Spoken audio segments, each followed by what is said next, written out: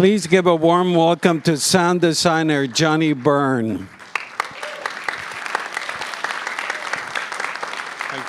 Thank you. Good evening.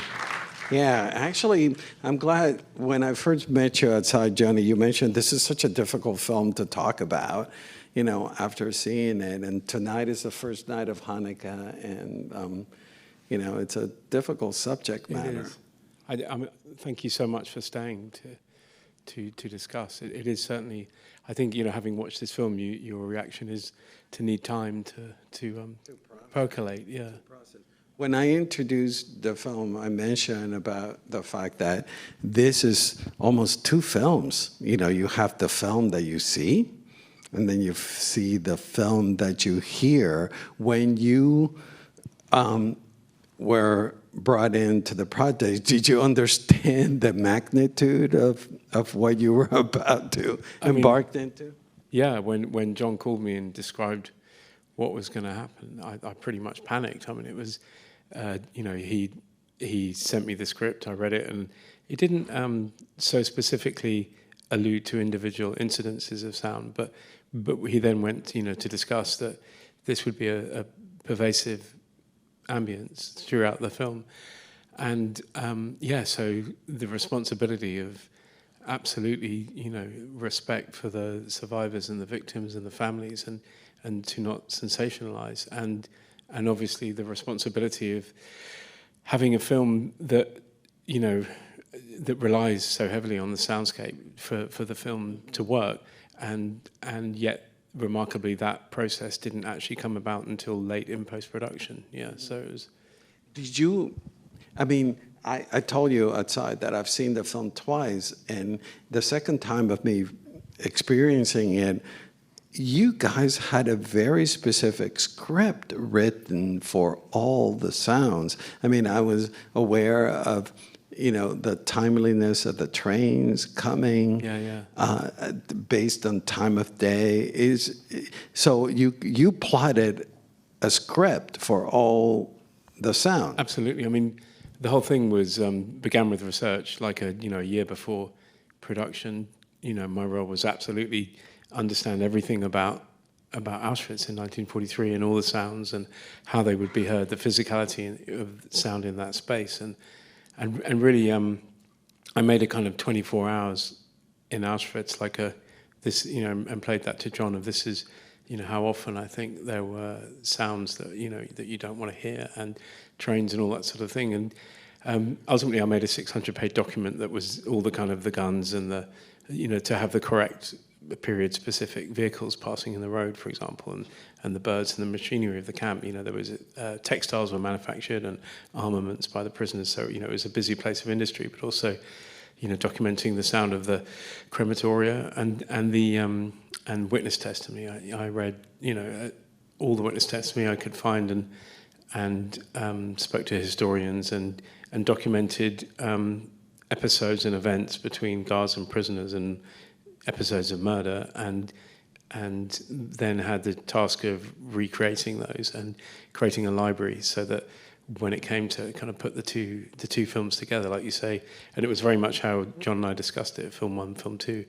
And so when we were ready to do that, I had all the sounds I needed, and as you say, it was you know, it was very much there would be a train coming in now, you know, looking at the history of it. We had a script, and there were some moments were even more kind of specifically scripted, like when Hans, the young boy, is in his bedroom and he's looking out the window and he hears his father on the horse, who's you know, castigating a prisoner for hiding an apple that kind of relates to the story of Lucio in the night vision. When the kid's playing with the dice. Yeah, that's right. And this was a moment when, you know, that shot became useful to help tie in the story of the hiding of the apples for the prisoners.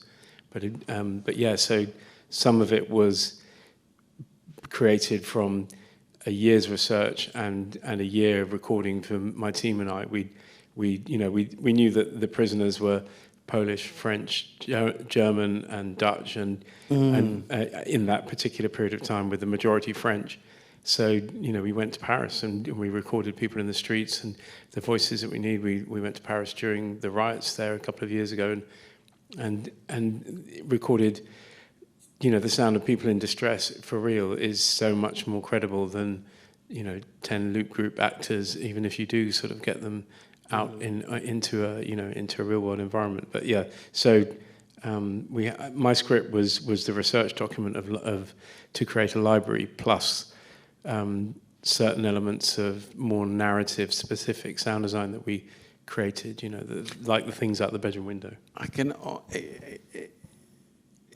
the psychological toll on you having to build this world, was it difficult?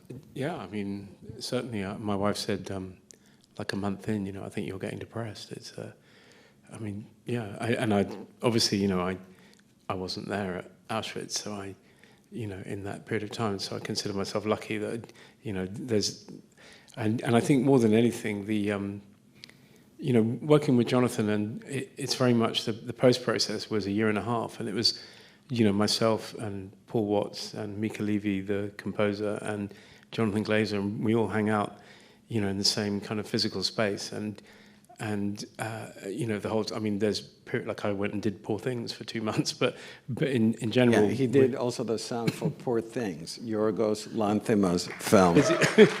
Busy year. But we, it's very much a collaborative process, and Jonathan Glazer's films are the least storyboarded of anything I've ever seen, and at any juncture, the whole creative team can pivot the film to another good idea, and that's how we do it. And the process of doing that together as a team, and that camaraderie, and the comedy that you have to develop to work with this kind of material was the catharsis. Johnnie, one of the things that, it was an epiphany watching your film, is that I'm used to surround sound just being loud. Instead, this experience is about specificity. Absolutely, yeah. And can you tell us about that difference? It's like we think of sound as just being loud and surround. Instead, the poignancy of this film is about authenticity and the specificity and restraint.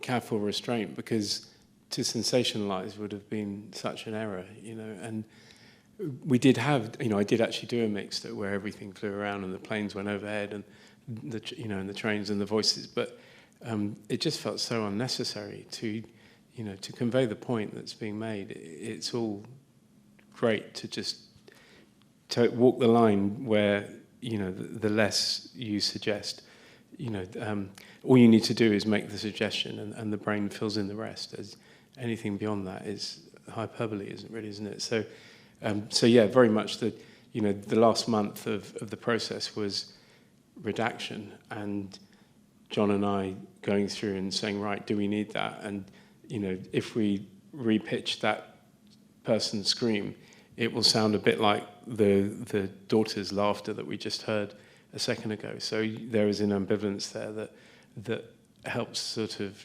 obviously with the thematically. And so, yeah. How did you arrive at the balances and the levels of the right amount of sound that we needed to? Science. I mean, I made a map on a basically a big printout of basically a Google map, but on an enormous scale, and I had distance and time, and I was understanding the physics of how sound atrophies over distance, and a sound from 100 feet away will have a lot less bass and top end than than someone talking closely, and the bassness of that. So making sure the shape of the sound was correct, making sure the reflections of all the different surfaces, like if the sound was coming from block 11 where the executions were, which was, for example, the repeated gunshots when the mother gets up from her deck chair and she walks off just after the scene by the riverbank. Those were gunshots that we recorded at 140 yards distance, in an area, in a little island just off the south coast of England that has brick buildings that match that kind of thing. So with Jonathan, everything is all about, if you're going to do something, try and recreate the exact real life circumstances of what you're doing as closely as possible of what you're trying to replicate. Don't just Foley to him is an anathema. The idea of being in a recording studio and thinking that you can sort of recreate the set. No, it's kind of go and do it for real in some way. So yeah, it was science, and there was a really weird phenomenon that we had actually with the process of mixing, which was when we were getting quite close to finishing, and in the final mix, we would play the film through, and it would sound great, and we were like, brilliant. And we'd come in, on a Wednesday morning, and we'd start playing the film from, say, 1 hour in, and we found everything was really loud. John would be like, have you pushed the wrong button or something? And, and we couldn't understand it. But it turned out it was the effect of, we were dialing out the sound ourselves, so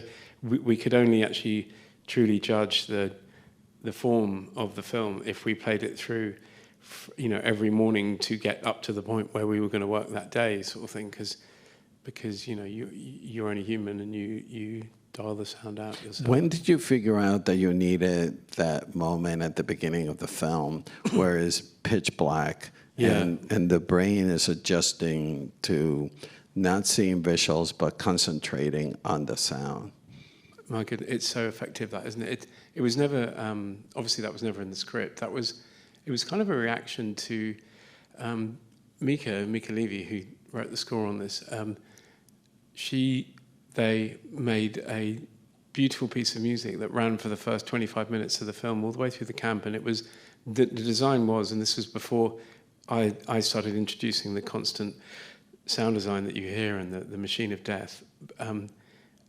But what we had was a beautiful piece of music that acted like a morphine against the, to sort of inoculate you somewhat from what you're having to watch. And ultimately we decided that didn't work, and it acted like, it sort of said, not really, it didn't happen. So took that off and felt really bereft at the lack of music.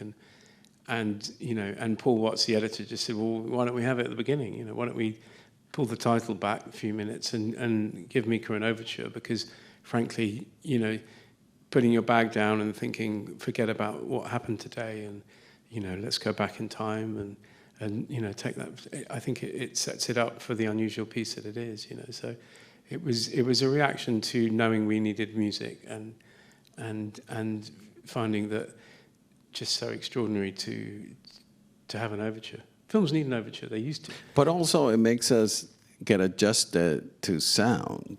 That was, that's an unintended consequence. I mean, wow. It sure does. But because when I introduced the film, I said, use this time to get adjusted to sound and not visuals. Yeah, it's really weird, isn't it? It's, it says, use your ears. But that was only, I kind of clocked that the first time I heard it. It's really weird. I wish my mother was still alive, because she used to say to me, and it wouldn't, she would finally understand it having watched this film, but she used to say to me, what do you mean you do the sound on films? They sound all right to me. And I thought, well, this here is actually a film that is really narratively kind of using sound and sets that up from the beginning, So, one of the most, to me, I've seen the film twice now. One of the most horrifying scenes is him going outside and smoking a cigar, and us hearing the horrors out there. Tell us about, creating the sound world for that scene. Yeah, it's awful, and even when you sort of finish working on a scene like that, you can't say, great, that's good, I like it, or anything like that. But yeah, we recorded the sound of people shuffling across a car park in Poland with in wooden clogs with gravel on a gravel floor with their legs tied together. We recorded the sound of people banging on a wooden door and screaming, and we sourced screams of real people screaming in actual pain. you know, where you, I mean, you know, we had a year, we did our best to seek out original, authentic sources of actual suffering because it's more credible. But the process of working on that scene was hideous. I mean, it was, you know, it was necessary to have it in the film, but yeah, I mean. And can you tell us from your point of view that dynamic, the fact that we can see violent visuals, but actually us listening and not seeing what is happening, actually our brain, our imagination, it's like more, it's harsher than actually us seeing violence. It's extraordinary, isn't it? I mean, for John, it was mandatory. You know, he said, "We will never go in the camp and see that," and you know, we'll only ever portray the horrors in sound. But I would say it's the most violent film I've ever worked on because, you know, the images that I think what it does is we all have a collective knowledge of what happened there, and it, you know, and this film draws through sound upon that and paints pictures on your head, in your head, based upon, you know, what we know about that period of time in history, and that's, you know, why it's so powerful. I mean, you know, and we know that you can close your eyes, but you can't close your ears. So, you know, why can't they hear it? You know, the obviously, you know, the power is in offsetting that against this mundane, as John called it, Nazis in the Big Brother house. You know, the kind of the family drama thing. But yeah. When I introduced the film, I mentioned about the limbic system in our brain, that sound actually triggers. That's right. I mean, the sound is hotwired, isn't it? You do not process sound logically. It immediately comes into your emotions directly. And so you have a reaction to it. The chemicals flood your body before your brain can start rationalizing what you hear. So yeah, it's... I didn't put it as eloquent as you did, that like visuals were able to rationalize, but sound just becomes immediately an emotional... I think there's something, you know, like visuals are the representation and sound are the suggestion, and somehow you trust sound more. You know, I think we come to trust. I think eyes are more easily fooled. I also I explained at the last minute to the audience Jonathan's process, that, you know, he has 10 setups in the house and he's down in the bunker recording what is happening, surveillance cameras. How was it for you to record all that sound and all the different 10 setups in the house? Yeah, I mean, it was a big process getting that right. I mean, the aim was to capture observationally more than specifically the dialogue. You know, normally in a film you'd rely on a radio mic or a boom, and we couldn't use booms because we wanted all the actors, especially the young children, to see 1943 wherever they looked, and the cameras were hidden, and we had microphones hidden. Well, actually, every ceiling had 4 of the kind of directional microphones hanging down from it we had a VFX budget for the sound to take that out, so that was really rewarding. But the idea was to, you know, more so than John wasn't so interested in what they were saying, he was interested in presenting them as people, you know, having their life in the house. So it was, there were 30 different microphone positions around the house that all kind of went through a fat cable to the container next to the house, and all that was recorded. And the process of mixing was so fantastic because, you know, all I had to do was follow the action around the house and kind of push that fader up, and the filming was extraordinary because Sandra was telling me sometimes, you know, she would say to Christian, "Is John filming now?" And he'd say, "I don't know. Does it matter? Like, you know, just keep going," because the takes would be like an hour long, and then they'd reset for a few minutes, and that was just to do with the length of the memory cards in the camera. But, you know, they would be filming for like 3 or 4 hours in a continuous thing, and a lot of the time the scenes would be happening simultaneously. So For example, when you see the IG Farben executives discussing with Rudolph the plans for the new crematoria, you know, we have the sound of that, and augmented through sound effects recording is vehicles passing on the road. But apart from that, everything else, it was really happening. You know, Elfrida was out in the dining room with the baby, and that was crying. You could hear Hedwig in the kitchen with her friends, and you can hear the boys playing upstairs with the drum, and you know, and so all these things were happening in real time as. But the actors didn't know what everybody else was doing, or did they know that, like? Well, so John had a speaker system that he could talk to people in different rooms, and from the container, and he would say, okay. But did the actors know what the others were doing in the other different rooms? Yeah, I think so. I think they, you know, there was a script, but it was massively ad-libbed, and Jonathan doesn't speak German, so and he had a translator there, but he was relying mostly on, you know, the you know, that thing that 90% of what people say is the way they say it and the body language, and so that guided him to the, you know, the takes that he wanted. But for the most part, there were no elliptical edits. You know, things were what they were, and there was, I think, only one scene is cut between different takes. So, you know, everything was just changing the viewpoint of the camera position, almost like a sort of PIR camera that, you know, follows movement. Correct. So, yeah, I was. But there were moments that took my breath away where characters, like, for example, very specific, when the maid is serving, you know, a brandy or a vodka for Rudolph, yeah. And then she's from the inside and she carries it outside, and the soundscape changes dramatically from being indoors to outside. Yeah. But the change is a quick cut. How did you manage a transition like that? Yeah, I mean, it didn't used to be like that, and that was one of the final kind of attenuations that we did, because we felt that the point was made enough, and so we went through a process of making the house more of a protected bubble, and, you know, really, you know, clamping down the sound whenever you were inside. So yeah, those soldiers gathering for Rudolph's birthday toast, that was actually one of the few VFX comp shops like that. So I think the number of people were kind of trebled in visual effects. So it was a process of getting a lot of people to make the sound of a lot of boots walking over, basically.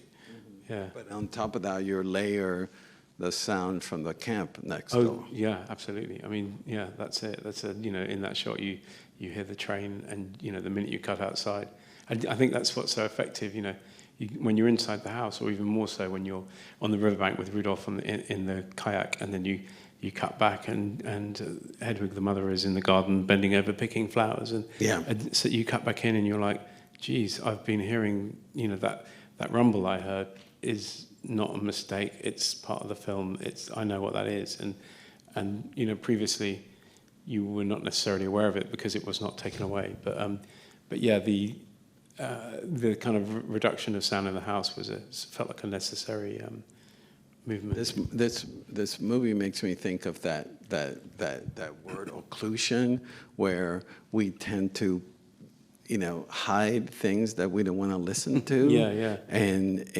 And the characters and everybody seem to be tuning out what they're hearing. You know, what is that something that you and Jonathan discussed? The fact that the characters are not wanting to listen to. Yeah, I mean, I think it was certainly always the intention that you know, it would be a film with a stark contrast and you know, the mundanity of their very relatable but, you know, boring lives of aspiration is something that's universal, you know, and to hit that with they are so obviously ignoring this sound is clearly where the power lies.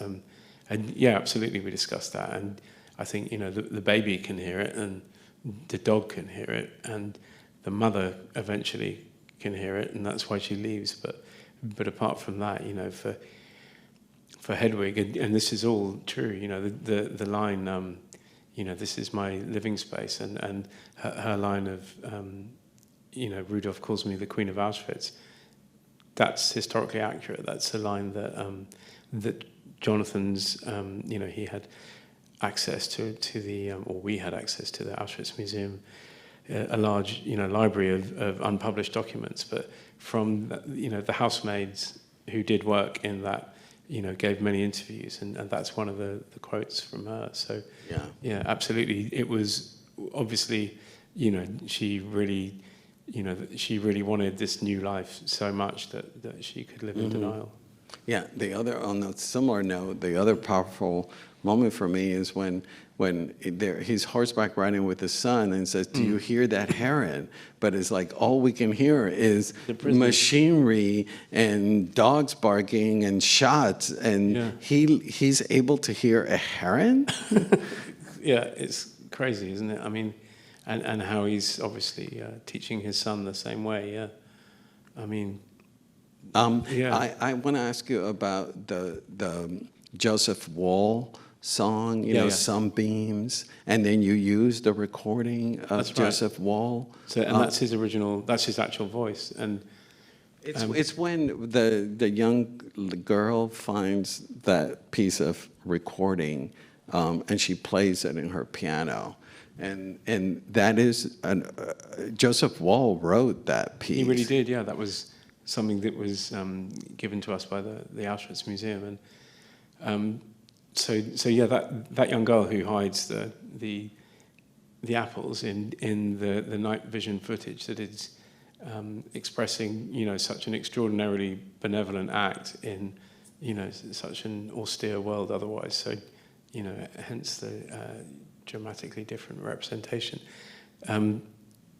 That woman was called Alexandra. She sadly died last year, but John met her, I think, about 3 years ago. She was 93 years old, and she told him the story that she used to go and hide apples. She lived in the village just down the road, and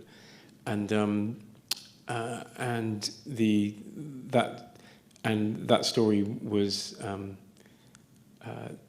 you know, sorry, what am I saying? She found a piece of music, and the actual house that the actress was playing the piano in was her actual house. You know, was the house that belonged to that woman. You know, in that all of her life, basically. And the recording of Joseph Wall. Yeah. So Joseph Wall was a prisoner who and who was a major historian. Yeah, and a survivor, and he hid that music and. And how did you find the recording of his voice talking about so that was something, I think it was recorded in '63 or something like that. It was, a few years later when he was giving a talk about it and played the music, basically. And so that recording of his voice preempted a recording of the actual piece of music that he wrote, although in this instance we put the girl playing the piano on the end of it instead of his version. And if you don't mind me asking, why the night vision through those passages, and then the sound, that sort of foghorn sound that you add onto those sequences? I mean, like I kind of was alluding, you know, the whole film is in a very weird place, and this is someone, you know, making an act that's extraordinarily different to anybody else in the film. And obviously I can't speak for John, but I do know that, you know, to me it's great that it stands out as different, and it's sonically different because the whole film up until that point has been about observationally keeping your distance and hearing the ambience more, and this part is about being prospectively close to her and hearing her breath and hearing it very differently, basically. But it's. I think it's also it's you know, it's one of those things that's best not to unpick, because I think it's also interpretive. So interpretive, yeah. And that sound that you created, where did that come? from? That came from. So there is Mika Levy's score over that. Oh, okay. So it is the score. I thought it was you, like sort of like this. It sounds to me like a foghorn sound. There's that as well. So there's both, but there's. Run the film again. We'll look at the. Yeah. It's yeah. The essence of that is hearing.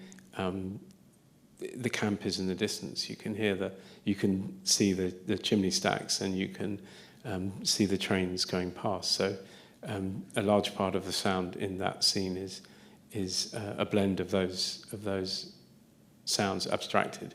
Mm-hmm. So yeah. And I want to ask you about the approach of the whole film. I told you I saw it at Telluride, and a lot of people mentioned how cold the film was, and I argue that it's not cold; it's forensic, and the precision and the detail is forensic, but the film is not cold in any way whatsoever. No, I think where that comes from is a huge desire on all of our part to be non-judgmental.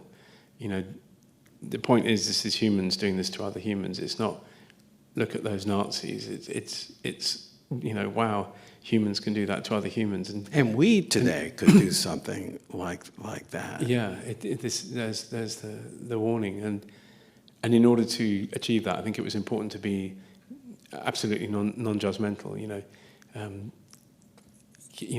Do not lean emotionally in any particular direction, and perhaps the upshot of that is that things seem cold, but it's just.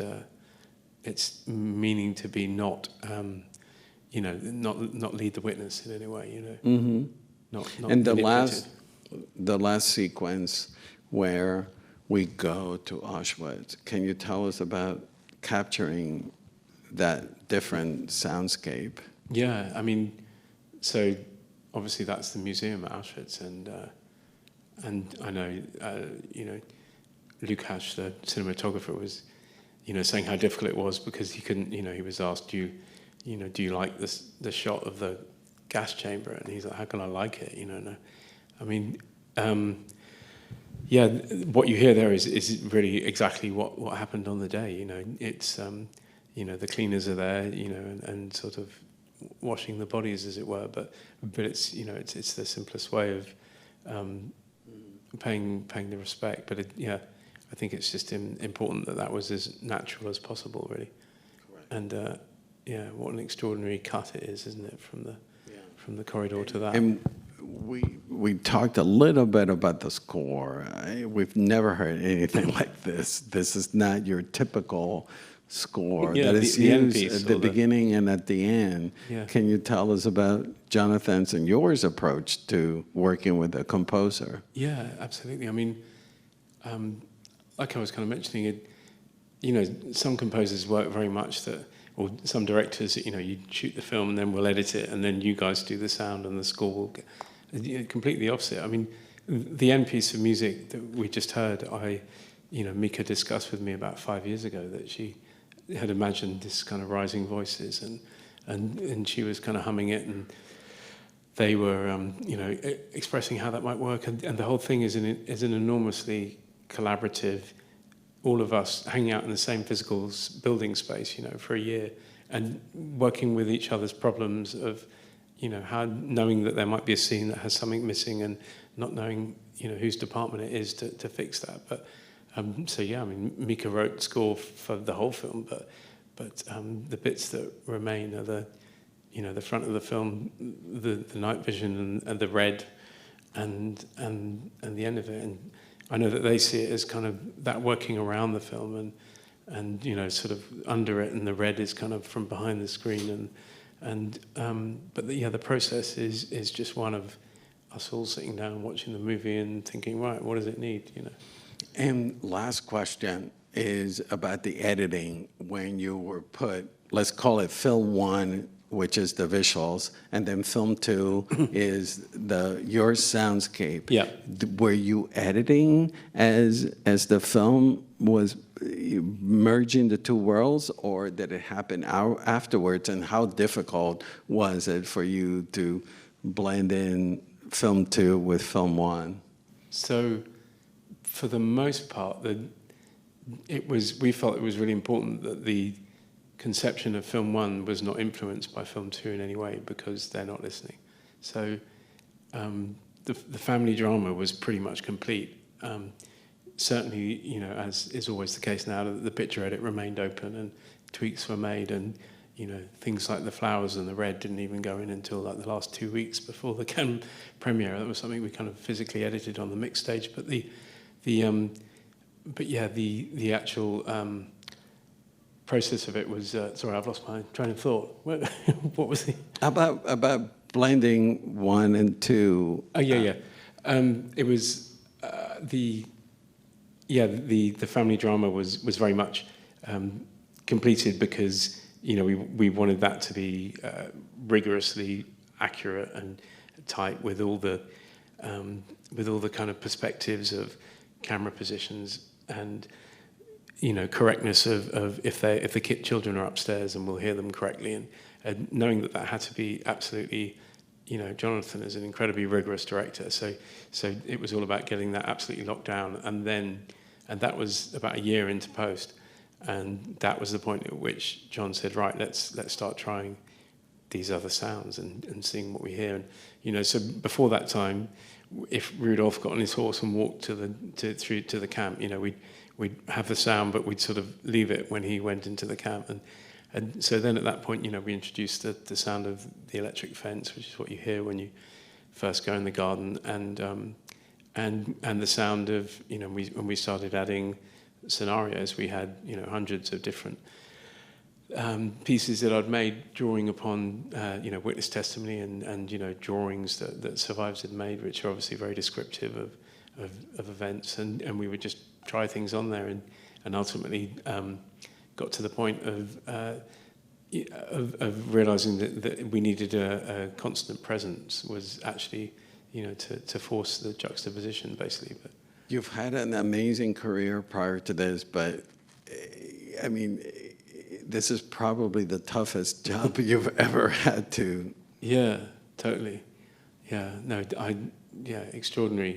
extraordinarily hard. I mean, to have sound drive the narrative is very unique in cinema, correct? Yeah, no, completely. I mean, it's extraordinarily effective, isn't it? The mental imagery it draws, and yeah, I mean, I think that's why it's so powerful, right? It works really hard. I mean, yeah, I saw Jordan Peele last night. He came to a screening and he said to me afterwards, you know, wow, that's you know, I thought Nope was hard work, but this was more considerably. But yeah. Well, it's a great honor to have you here tonight with us. Thank you so much. Yeah. Thank you so much, Roger. It's an honor to be here. Thank you. Thank you, everybody. Have a good night. Thank you for listening.